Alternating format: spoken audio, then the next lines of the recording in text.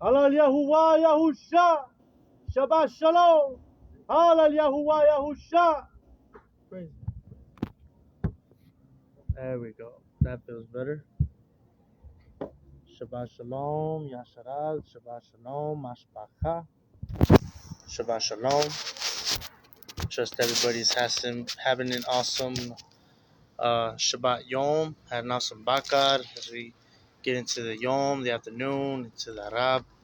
And we're going to continue with part 2 of the Natsarym Shabbat reading with the command to Ahava Yahuwah, Adanainu, Alahainu, with all our Yatzar, Lav, Nafash, and our Gabar, and to Ahava, our neighbor, as ourselves. Praise Yah. Hallelujah. Yahusha. Praise Yah. Shabbat Shalom. Thank you, Berts. We are going to begin with the 2 great commands given by our Mashiach Yahusha to Ahava Yahuwah with our Yatzar and our Lab and our Nafash and our Gabar, and to Ahava our neighbor as ourselves. Matatyahu chapter 11. Forgive me, chapter 22. As you can tell, I'm still waking up. I had a nice rest and slept in a little, felt nice and relaxed, and got up and had some cereal at 6 a.m. Went back to sleep and got back up around 9 or so and got some more cereal. And so, and with tuna. Made some tuna fish sandwiches after that, with some trail mix. I always tell Yahuwah I'm going to just try to do the reading straight through, but I feel like he always inspires me. He's like, I got different plans. I'm not making you like other teachers. I like for you to socialize and speak on it more. And so, yeah, I decided to stay in the home last night. Yahuwah gave me some shalom about it. Just don't even look at it. Don't, because when you have that mind, when you're aware and conscious of it, I'm giving it power. I'm making it more than what it needs to be. It's just an object. What's an idol? It's nothing. And the issue is if like people are praising it, worshiping it there, and bringing, esteem to it in there, invoking its energy, its power, like summoning a demonic power into it and in the home, and giving the house governance by these demonic entities, by these powers. So none of that's going on. Everybody there, for the most part, is in their own path, not necessarily into maybe Catholicism. I don't see anybody no one's much brought it up or into that. It really just seems like the upper room, secret place, or the quiet place, like a hidden realm where everybody's just tranquilo, as we say, nice and relaxed and chill. And that's probably why I'm a little bit relaxed and chill. Some of that chill vibe probably rubbed off on me. So they've empowered me with that rest. So, but they're showing me like, as long as you're in this world, you're going to have trouble. There's always going to be that balance of opposition that needs to kind of keep the friction alive while we're battling. So you're always going to see everything kind of like weigh out with some element of the wrong in there. And he was letting me know, like every place I went to had it. The other home I went to, this dude was talking about other deities himself and trying to have a relationship, a union with me. That's that form of the unclean thing. And here it just happens to be an idol, but no one's really giving it any attention, or really it's just there. So it's just gonna call it a little statue collecting dust that has no meaning to it. Simple as that. And then I got the shalom right there on the wall, so I know Yahuwah provided that, allowed that as a tender kindness to help me feel relaxed and welcome with it. Because when I go in there, and that's the first thing I see, or Yeah, that's the first thing I see because I go in, but I don't look at that. I just hit that corner and then I keep my eyes to that side and bam, there it is. And anyways, likewise coming out, I look the other way. But um, what I did want to say, like I did perceive or feel the spiritual warfare going on, and it's everything's in the fine print with what people say. So somebody in the house mentioned to me, a roommate, and he's like, "Yeah, this place is very spiritual. You can feel it because nuns used to live here, so they invoked a lot of spiritual essence in the home.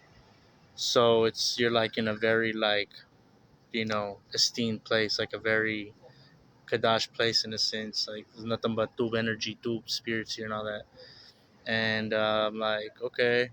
And I just like I always say, weigh things out favorably. Just keep your eyes on Yah, trusting YAHUSHA. Nothing, everything else is just a mirage. Not really that big a deal. At the end of the Yom, and then it just like boom, glitches, shifts the universe reality that way according to your word. You know, and so it was. But nonetheless, when I went to sleep, I still had an attack. So I mentioned that like whenever I get involved with unclean spirits in some kind of way, food, touching something, engaging with somebody with an unclean spirit, if I make a relationship like a connection, I start to get a rash. My foot breaks out sometimes. I get like little blisters, like eczema on my feet. On the edges or something, and I get itchy. It feels like I just got bit by a mosquito, or but then it looks like a rash, and sometimes it might produce a bubble or something. And so I haven't had that in like maybe about a month. You know, and what I did have had been healing for a minute because it's like I have these moments where they flare up, come and go, and I can always reflect because I'm mindful. This is why I always speak on sickness. Like it's something related to an unclean spirit that you're dealing with, or that maybe you have operating in you, so you get afflicted even more. But nonetheless, I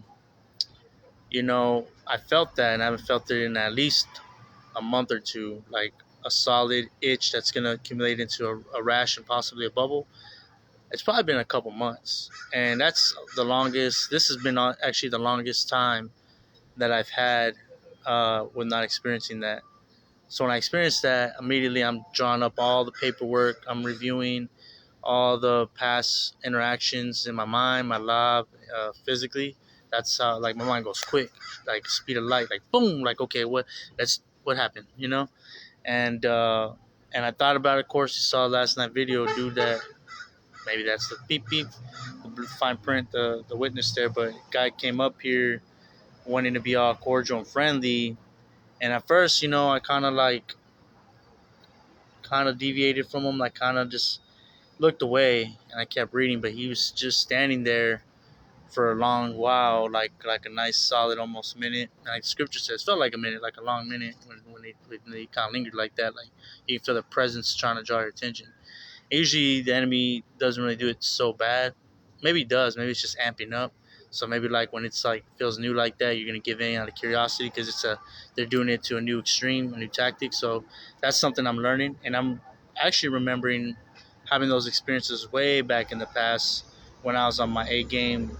When I talk about living here originally back in 2013 when I met Yahusha in the upper room in the secret place, I'm at to repost that because I took it down because I felt it was invoking too much old spiritual stuff. But that was at the same time it's a double-edged sword. Like that was like the most potent time of my high when I was just right there. I was just starting to meet Yahusha for the first time, and he was teaching me in his truth. And but while still doing like a worldly type ministry and everything. And so nonetheless, as that was happening, I got this very potent measure of the ruach, and I could feel the what I call the ones and zeros, when you can feel what people are programmed, what their intention is, what they're actually there to do spiritually, like if it's still or bad. And that's when I started talking about those times where, like, I met Satan in the flesh, and I yelled at him in tongues, and he screamed and scratched his face, and I cast out these demons out of this woman on a wheelchair that they had as hostage that they're using to harness a bunch of demons, and a building that a bunch of demons, casting demons out. And all that was in that time. I didn't really call it ones and zeros. I just kind of intuitively trusting what was happening, and it would manifest that it was true. Well, back then people would do that too, though. Like, they would, because I was so much stronger, they would buck at me or test me to a higher extreme according to that strength. Because everything they do is by measure. So, like, if you're like this strong, they just got to be just that much stronger to knock you down. You see what I'm saying? But if you're getting that strong, then they're gonna have to come up higher. So maybe that's kind of what it was. I was here, and usually, like, when people used to try that, they'd linger for a couple seconds, and they go away because I'd be ready to, like, what's up. And but he just stood there, and so I lingered, and he just. But honestly, his was a double-edged sword because I can feel in the ruach. There was a lot of tube that I got out of it, but it could have been offered, like, it's that intention just to get that. If you wanted that emotional connection, and I gave it, then bam, that could be why I got afflicted. Whenever we dapped, his hands were, um, his nails were pretty sharp, and they're kind of stabbing into my hand. So I didn't know if he was doing that intentionally, but it felt like it because he kept wanting to dap a few times. So it felt like the devouring lion, like Satan is a devouring lion, raging lion, prowling lion, seeking who to devour. So it's kind of like, I got you, like I'm gonna devour you, almost like a sign, like he was digging his claws into my hand, like letting me know. But I was, because I try to weigh things out favorably. I try to weigh the glass half full to reduce fear or any kind of worry and, like, negative energy. I was like, maybe it's just Yahusha. And one dynamic it is, you can always tip the scales that way and say it's like Yahusha warning you, like, hey, be careful and don't mess up. Like, you're on the right track right now. Everything's going through and smooth and solid. Don't mess up because Satan is ready to devour you. Like, he's also projecting the lion himself. Like, Satan is a devouring lion seeking whom to devour, and don't mess up. Like, the two can be operating in one entity in a sense. It's almost like, I always say, it's like that movie Inside Out. You got the anger emotion and the joyful, the love. I'm sorry, the samacha emotion, the haba emotion. So that's how they operate. It's like a demonic entity projecting, manifesting in some way through the hand, maybe through the sunlight. Letting you know. But it's Yahusha also, like, being very intentional with what the message is. That ruach, like, hey man, like, this is me, but this is what's awaiting if you mess up soon. Like, you're gonna get tested. After that, you did get tested. I had everything was going cool, and when I say tested, it's not really anything anybody's doing. I mean, there are some things do come in my path to kind of, like, cause me to stumble. It's intentional, spiritually orchestrated, but at the same time, it's really up to me if I give in or not. It's like, so he's just telling me, you have to do your part, not stumble, mess up. And BARAK YAHUAH, he had to use some extra backup resources after the video with something that will happen later on. I went to the store to get some stuff, and you can only imagine different scenarios. But someone jumped in on my lock, like, to, like, distract me, and, like, oh, what's that? A horn? Da da da. And, like, yeah. So, and I knew I can feel it in the intention, the ones and zeros. Like, she was doing that to, like, redirect my attention to distract me away from what's distracting me, and keep me back on the word. And I'm like, all right, thank you, because I wasn't sure if that was something I was supposed to, like, engage or entertain or look at. And but and then she put me down. She gave me a reprimand too. So I love the fact that, reprimanding is a great thing. Like, because I started sometimes feeling bad. Like, think sometimes I'm like, lately I've been reprimanding kind of tough. I've been thinking to myself, man, am I being too hard? Like, is it coming off like I'm being condemning or hateful? Like, I'm really doing it with the true intentions to, like, be like a drill sergeant instructor, like, get up, maggot, like push you, like, come on, like, you're stronger than that. Don't be weak, like, overcome that, prevail that, triumph that. And it can come off that way, but I think that's kind of that world paradigm projection we're given in the world, to basically feel like it's supposed to be kind and gentle at all times, but sometimes you gotta crack the whip. Yahusha literally did crack the whip and started flipping tables and whatnot. And then he even told Kafa Peter, "Get behind me, Satan." He called him Satan. Because he was acting like an enemy to him, and he would always say things like, "Man, how long must I put up with y'all?" Like he's like, "Oh, don't you understand?" Like he's kind of putting them down a lot, but they knew their struggle because only he could do that because they were in agreement with him. Like, yeah, we just don't know. We're not very smart. Like, how can we understand unless you like really tell us, really show it, like teach us and expound it to us, because man, common man can figure things out, told once, maybe twice, but can figure out the surface level things pretty quick right off the bat. You show them and they can, so they explain, they understand things from a human logical surface level point of view. So then when you start to explain them scriptural things, um, they try to do it, they try to take it at surface level, like, it's just like learning 2 plus 2 equals 4, or 1 plus 1 equals 2. They think it's simple. And but people that constantly make mistakes and maybe are hard at learning, so because they want to, like, he showed me again, they actually get like an extra more in-depth teaching because they didn't understand the basic part. But then not only do they finally understand the basic part when they're told the third or fourth time, but what they're really asking is why it is that way, because to them they can't really understand something until they understand why it is they're doing it that way. You know what I mean? And so we want the in-depth ins and outs, beginning to end.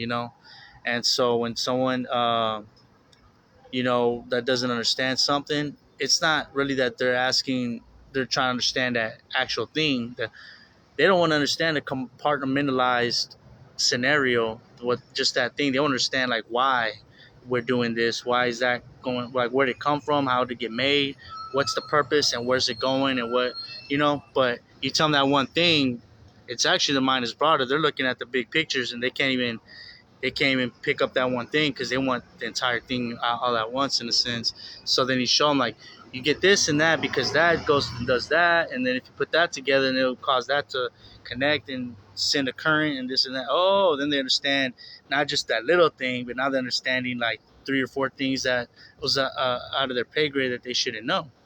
And that's kind of like the mind of the meek that the common man misinterprets or misunderstands about meek people. Is like, oh man, nah, they're dumb, they don't understand anything. No, they just on a different level trying to understand everything, and the complexity as a basic thing. That you tell them one thing, you just tell them one plus, and they're like, wait up, I don't want to know one plus one equals what, like what are we doing, like I want to know all of it. And so they'll just be like, I don't understand it. And so and you see that because autistic kids is a great parable to that too. Autistic kids, Yahuwah designed the creation to magnify the reality on grand scale, so we can have witnesses even for the meek. Because people think meek people are just, oh, like, they're a couple screw loose short of a whatever, or whatever, but no, it's like, think of autistic children, they look like there's nothing going on, but really, like, they're highly intelligent in certain areas because they put so much focus in one certain thing, and they're getting the entire complexity from A to Z, that nothing's going on outside of that. Like, they're not focused on the outer things. Like, they're not worried about, like, what's funny, what's logical, what the schedule is, where I gotta be, because in their mind, while they're operating, like, oh yeah, and they're just kind of there, they're thinking all this mathematical matician stuff, like whatever it is, because they say a lot of autistic kids have super highly intellectual math capacities and different things, in different areas, artistic abilities or music playing abilities. They just draw their focus, and their parable kind of representing us, like the meek, like, we're not here looking to understand just the basic, you know, surface level thing of society, how it operates and how to get by and how to get rich. So what? that's boring. That's not living. That's not high. What else? Like what else? What else is there more to high? And it's the word. It's these scriptures. And enemy's always gonna roar every time I bring up the word. You know it's true. You know it's real. So praise Yah. But nonetheless, all that to say, yeah, the roommate was telling me how there was a lot of spiritual stuff in that house, though. So I just like weighed things favorably, like it's all Yah, anyways. But as I did sleep there, uh, yeah, my mind started racing. You know, it started having all these interjecting, like intrusive thoughts and ideas and visions, like not visions, like vision, like oh, you know, we can do this and do that, and that'd be great. Like in my dreams, or like playing out, like and I knew what that was. I'm like, man, that's that power of the Vatican, like that Catholic idolatrous spirit, you know, that gives that power. You know, I remember feeling that way when I was a kid, you know, growing up in the house. Like you get this like creative powers, creative ability to become something in the world, and it's powered through that hey, you put an idol up and you bring reverence, adoration, something to these images, then there's going to be a certain higher power, false counterfeit power, that is going to, you know, see, you know, start helping you build up some talent, or build, or giving you some more insight, or giving you some passion for certain like study or technological advancement, whatever you want to do, you know, like giving you creativity, imagination, for artistry, for drawing, for writing stories, music, whatever, you know, singing, dancing, being just full of this worldly sense of high, jubilant in the world terms, you know, it does that. And that was what was trying to come upon me. I felt like that, you know, just like it felt like when I was a kid, and I started having all this like imagination and wonder and like creativity, but it didn't feel clean. It didn't feel like it was Yahuwah centric. It felt like it was always trying to put stumbling blocks in the way in the dream. There's always like, you know, like women like being impressed and like wanting to like, you know, have some kind of relationship out of it. And I was like, nah, I'm straight. And maybe it was a test. Maybe it was sure, like maybe it was like, hey man, I'm gonna give you things and exalt you, lift you up somehow. But you know, I want to see like if you're doing this at a subconscious level, you know, just denying yourself and like nah, then maybe I can trust you. But so it's a double edged sword in that way. But I still was, you know, pushing it off. I was still, you know, heating off on that. Um, and so nonetheless, you know, I feel like it is a worldly thing, and because the word is always like, you know, meditate on the word, you know, let Yahuwah be your meditation, sing songs to him. Like when you look at it from the Torah centric paradigm, it's just the word of Yah, simple as that.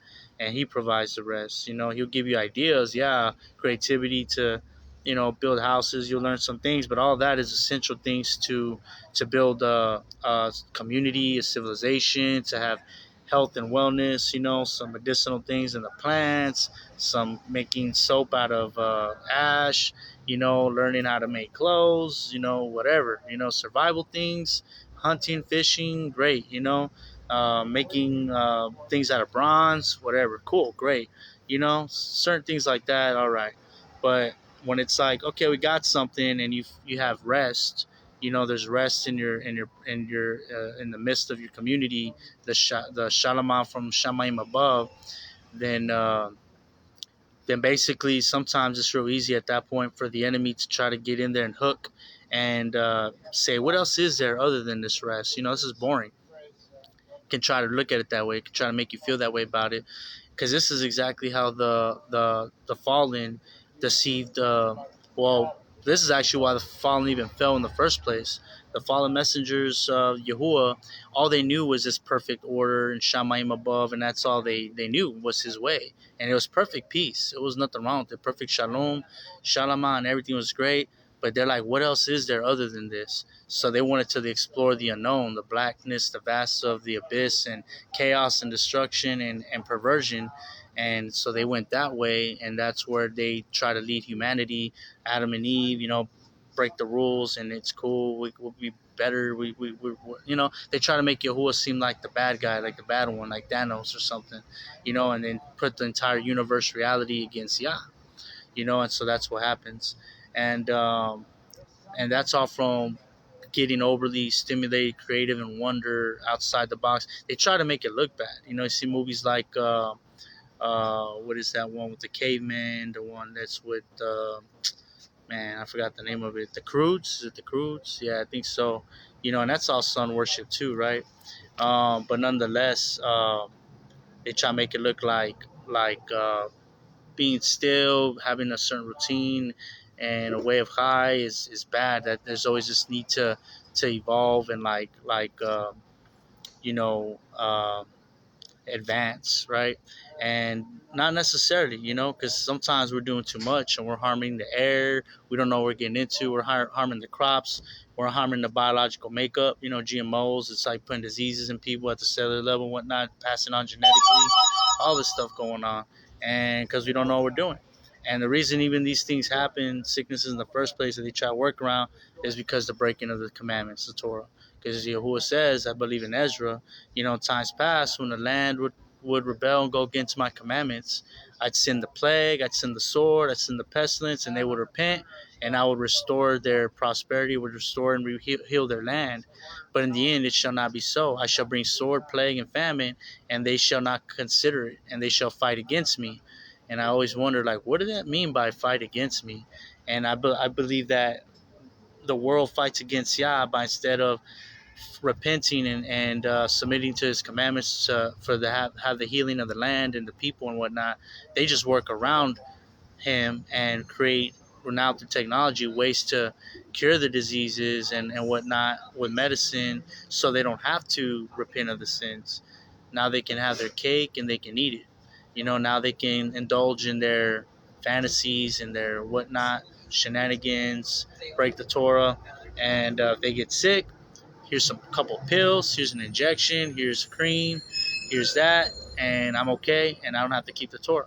How long until we just constantly popping pills and creaming and we become a zombie, sustaining a zombie? Is basically what it'll be in the end. It's already like that now, because the mind is gone. It has no connection with Yah. It can't be still, eternal ahava, shalom, and samka, peace, love, and joy. You know, can't be still where it can have just rest. In the word of Yah, it needs to constantly be doing something. It's constantly, you know, racing, needed to be stimulated, needed to be doing something at all times. It needs to constantly be stimulated, and that's what we've been seeing. And so, nonetheless, Yahuwah is our rest. So that's perfectly on point for that. All that to say again, I had to deny those thoughts. I was having all these constant intrusive thoughts, and it's felt like creativity and whatnot. I'm like, nah, it's like it'll pull you away from the word. It's like imagination. And it's like anything that pull you away, like what we always say, if it's not just the word of Yahuwah, it's fleshly desired. You might desire it. It might be an agreement. It might be something like what you're into, but it's demonically inspired. It's designed to hook you away from Yahuwah. It's demonically inspired, and you come into agreement, and all of that, that's not the word of Yah, shall be burned and destroyed. But only the word of Yahuwah shall remain. For the grass withers and the flower. Oh yeah, yeah, yeah. Oh, clean it. Oh, okay. Sorry about that. Yeah. Okay, all right.